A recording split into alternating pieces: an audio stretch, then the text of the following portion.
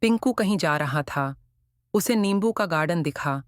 उसने नींबू तोड़ने की सोची और गार्डन के मेन गेट की तरफ बढ़ गया।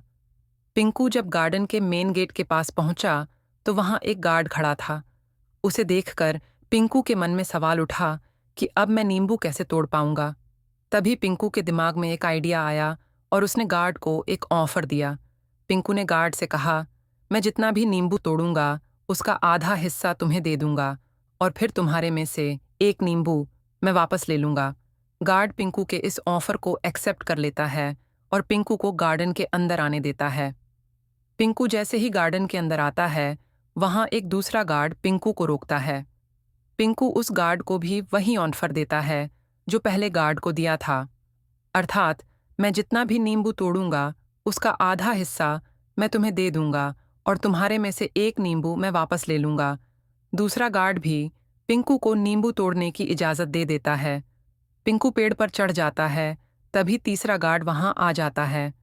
पिंकू ने उसे भी कहा कि मैं जितना भी नींबू तोड़ूंगा उसका आधा हिस्सा मैं तुम्हें दे दूंगा और फिर तुम्हारे में से एक नींबू मैं वापस ले लूंगा।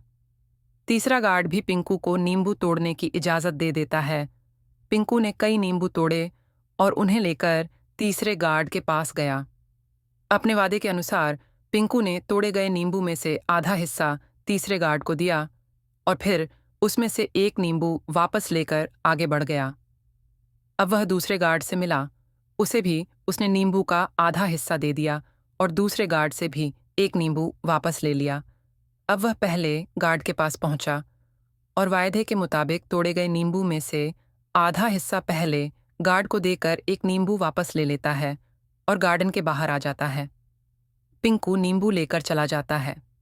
अब यहाँ सभी गार्ड अपने आप को बेवकूफ समझ रहे होते हैं। क्यों? क्योंकि किसी भी गार्ड को एक भी नींबू नहीं मिला था। तो अब आप बताएं कि पिंकू ने कितने नींबू तोड़े थे?